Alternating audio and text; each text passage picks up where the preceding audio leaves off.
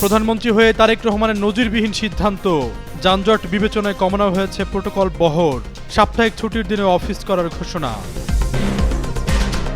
সড়কে কাউকে বাধ্য করে টাকা আদায়ের কোনো সুযোগ নেই, সচিবালয়ে চাঁদাবাজি ইস্যুতে পরিবহন মন্ত্রীর স্পষ্ট বার্তা, ফেসবুকে চলছে সমালোচনার ঝড়।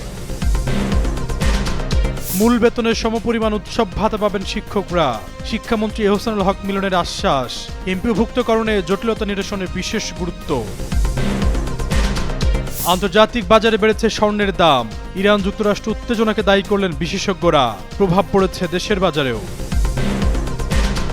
ভারতের ভিসা কার্যক্রম দ্রুতই স্বাভাবিক পর্যায়ে ফিরিয়ে আনা হবে, জানালেন দেশটির সহকারী হাই কমিশনার অনিরুদ্ধ দাস, কূটনৈতিক সম্পর্কে নতুন মোড়। এখন থেকে শনিবারেও অফিস করবেন নবনির্বাচিত প্রধানমন্ত্রী তারেক রহমান। প্রশাসনে গতি আনার লক্ষ্যে তিনি এই সিদ্ধান্ত নিয়েছেন। এদিকে দায়িত্ব পাওয়ার পর তিনি এমপিদের শুল্কমুক্ত গাড়ি ও প্লট না নেওয়ার ব্যাপারে সিদ্ধান্ত নিয়েছেন, যা বেশ প্রশংসিত হয়েছে। মন্ত্রীদেরকে অতিরিক্ত খরচ না করার জন্য নির্দেশনা দিয়েছেন। এদিকে দ্বিতীয় দিনের মতো আজ সচিবালয়ে গেছেন প্রধানমন্ত্রী তারেক রহমান। বৃহস্পতিবার সকাল 9:10 সচিবালয়ে প্রবেশ করেন তিনি। আজ ফ্যামিলি কার্ড নিয়ে আন্তঃমন্ত্রণালয় বৈঠক অনুষ্ঠিত হয়েছে। এদিকে বৃহস্পতিবার গুলশান এভিনিউর বাসভবন থেকে নিয়মিত ট্রাফিক সিগন্যাল মেনে সচিবালয়ে পৌঁছান প্রধানমন্ত্রী তারেক রহমান। প্রধানমন্ত্রীর অতিরিক্ত প্রেস সচিব আতিকুর রহমান রুমন জানিয়েছেন, গুলশান থেকে সচিবালয়ে পৌঁছাতে তার প্রায় 41 মিনিট সময় লেগেছে। রুমন বলেন, ট্রাফিক সিগন্যালে যখন গাড়ি দাঁড়ায় তখন পথচারীরা প্রধানমন্ত্রীকে করতালি দিয়ে স্বাগত জানান। প্রধানমন্ত্রী হাত নেড়ে তাদের শুভেচ্ছার জবাব দেন। কেউ কেউ গাড়ির কাছে এসে তাকে শুভেচ্ছা জানান এবং মুঠোফোনে সেলফি তোলেন। পরে সচিবালয়ে পৌঁছলে মন্ত্রিপরিষদ সচিব নাসিমুল গনি এবং প্রধানমন্ত্রীর মুখ্য সচিব এবিএম আব্দুস সাত্তার তাকে অভ্যর্থনা জানান। চাঁদাবাজি এরকম যদি কেউ করতে আসে তা কোনো সুযোগ নেই, কোনো সুযোগ নেই। চাঁদা সড়ক পরিবহনের চাঁদা যেটা বলা হয়, সেভাবে আমি চাঁদা এই দেখছি না। সেটা হচ্ছে সেটা না, সেটা পরে করবে। সেটা হচ্ছে বাস মালিক সমিতি আছে, আবার শ্রমিক সমিতিগুলিও আছে, ফেডারেশন আছে। তারা তাদের কল্যাণে, এটা একটা অলিখিত বিধির মতো, কোনো কোনো সময় তাদের কল্যাণেই তারা এটা ব্যয় করে, বিধায় কালেক্ট করে তাদের সম্মতিতে। চাঁদা আমি ওইটাকে বলতে চাই যে কেউ দিতে চায় না বা তাকে বাধ্য করা হচ্ছে, সেটা হলো চাঁদা।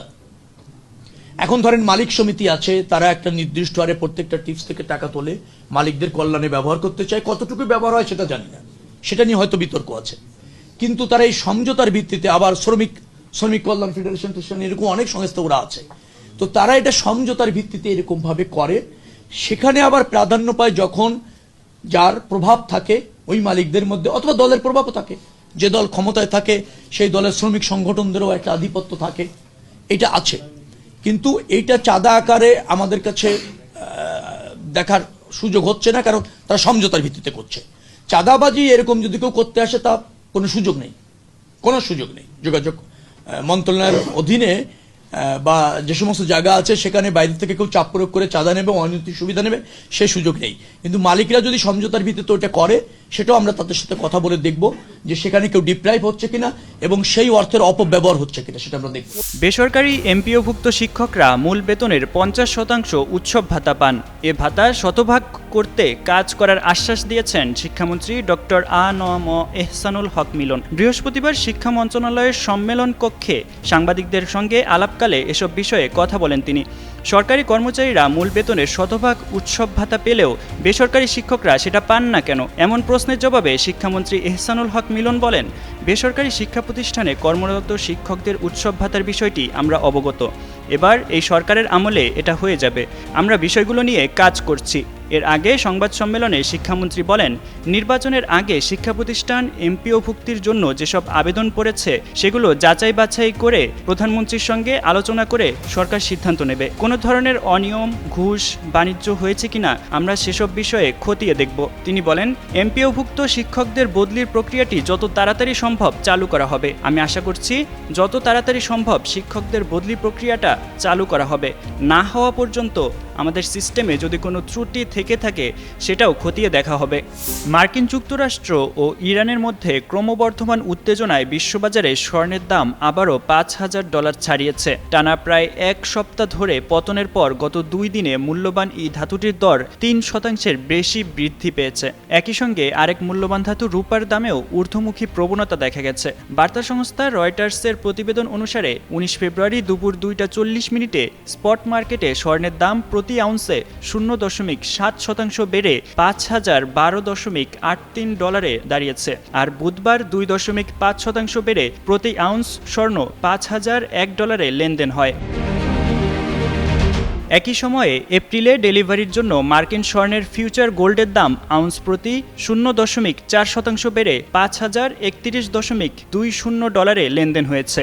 এর আগে গত মঙ্গলবার প্রতি আউন্স স্বর্ণের দাম $4,841.74 নেমে আসে, যা গত এক সপ্তাহের মধ্যে সর্বনিম্ন। বিশেষজ্ঞরা বলছেন, যুক্তরাষ্ট্র ও ইরানের মধ্যে উত্তেজনা বৃদ্ধির ফলে নিরাপদ আশ্রয়স্থল হিসেবে স্বর্ণের চাহিদা তুঙ্গে উঠেছে। এতে মূল্যবান এই ধাতুর দর আরও বাড়তে পারে। মূলত তেহরানকে চাপে রাখতে জানুয়ারির মধ্যপ্রাচ্যের সমুদ্র সীমায় মার্কিন প্রেসিডেন্ট ডোনাল্ড ট্রাম্প নৌবহর পাঠানোর পর দুই দেশের মধ্যে উত্তেজনা ব্যাপক বেড়ে যায়। একই সঙ্গে ইরানে হামলা চালাতে মুখিয়ে আছে দখলদার ইসরায়েল। যুক্তরাষ্ট্রের সবুজ সংকেত পেলেই ইরানের ব্যালিস্টিক মিসাইল ব্যবস্থা লক্ষ্য করে হামলা শুরু করবে তারা। মার্কিন নিরাপত্তা কর্মকর্তারা জানান, আগামী রোববারের মধ্যেই তারা ইরানে হামলা চালানোর জন্য প্রস্তুত আছেন। Nemo.money এর বাজার বিশ্লেষক জেমি দত্তর মতে, ভূ রাজনৈতিক উদ্বেগগুলো কেন্দ্রবিন্দুতে রয়েছে, কারণ যুক্তরাষ্ট্র যদি ইরানের বিরুদ্ধে সামরিক পদক্ষেপ নেয় তবে তা কয়েক সপ্তাহ ধরে চলতে পারে, বাজারে ব্যাপক প্রভাব ফেলবে। অন্যদিকে বুধবার 5% বেশি বৃদ্ধির পর 19 ফেব্রুয়ারি স্পট সিলভারের দাম আরও 2.7% বেড়ে প্রতি আউন্স $79.24 দাঁড়িয়েছে। গত 29 জানুয়ারি সর্বকালের সর্বোচ্চ $5,594.82 পৌঁছেছিল স্বর্ণের দর, আর রেকর্ড সর্বোচ্চ $121.64 ছুঁয়েছিল রূপা। সাব্বির হোসেন সাকিব, যুগান্তর নিউজ।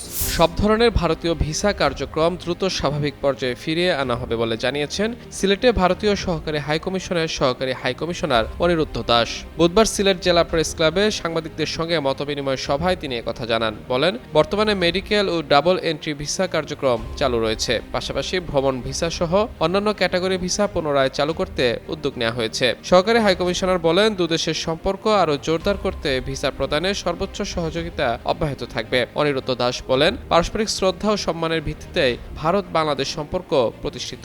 দুই দেশের জনগণই হবে স্থিতিশীল, ইতিবাচক, গঠনমূলক, দীর্ঘমেয়াদী ও পারস্পরিকভাবে লাভজনক সম্পর্কের প্রধান অংশীদার। তিনি আরও বলেন, বাংলাদেশ ও ভারতের চিন্তা চেতনায় মিল রয়েছে, ইতিহাস ও সাংস্কৃতিক ধারাবাহিকতা দুই দেশই বহন করে আসছে। দুই দেশ একসঙ্গে কাজ করতে আগ্রহী। এর আগে 24-এর অভ্যুত্থানের রাজনৈতিক পট পরিবর্তনের পর বাংলাদেশ ও ভারতের সম্পর্কের মধ্যে যে টানাপোড়েন তৈরি হয় তার প্রভাব পড়ে ভিসা কার্যক্রমেও। ওই সময় থেকে ভারত বাংলাদেশে ভিসা প্রদান সীমিত রেখেছে।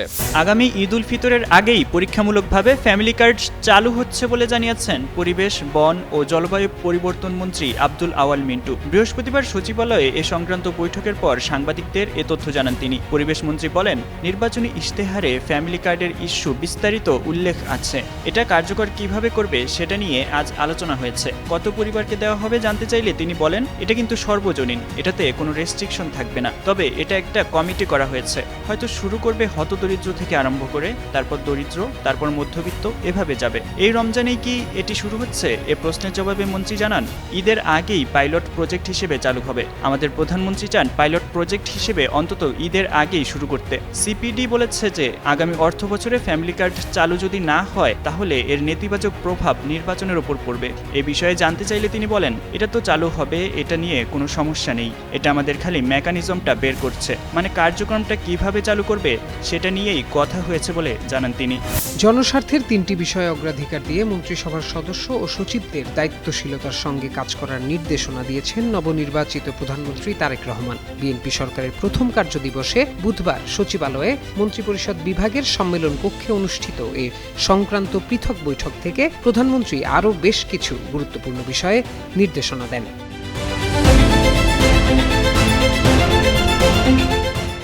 অগ্রাধিকার দেওয়া 3টি বিষয়ের মধ্যে রয়েছে দ্রব্যমূল্য নিয়ন্ত্রণে রাখা, আইনশৃঙ্খলা পরিস্থিতির উন্নতি এবং বিদ্যুৎ ও জ্বালানি সরবরাহ স্বাভাবিক রাখা। বৈঠকে নতুন সরকারের পক্ষ থেকে প্রাথমিকভাবে অগ্রাধিকার হিসেবে নির্ধারণ করা বিষয়গুলো বাস্তবায়নের সিদ্ধান্ত নেওয়া হয়।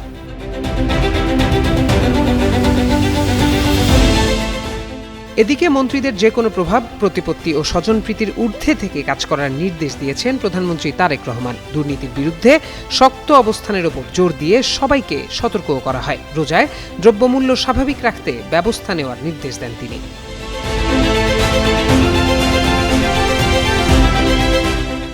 এর আগে মঙ্গলবার বিকালে নতুন মন্ত্রিসভার সদস্যরা শপথ নেন। প্রধানমন্ত্রী তারেক রহমান ছাড়াও নতুন মন্ত্রিসভায় 25 জন মন্ত্রী ও 24 জন প্রতিমন্ত্রী রয়েছেন। রুলস অব বিজনেস অনুযায়ী প্রধানমন্ত্রী মন্ত্রী প্রতিমন্ত্রীদের মন্ত্রণালয় বা বিভাগের দায়িত্ব বন্টন করেন। এছাড়া মন্ত্রী ও প্রতিমন্ত্রীর পদমর্যাদায় 10 জন উপদেষ্টা নিয়োগ দেয়া হয়।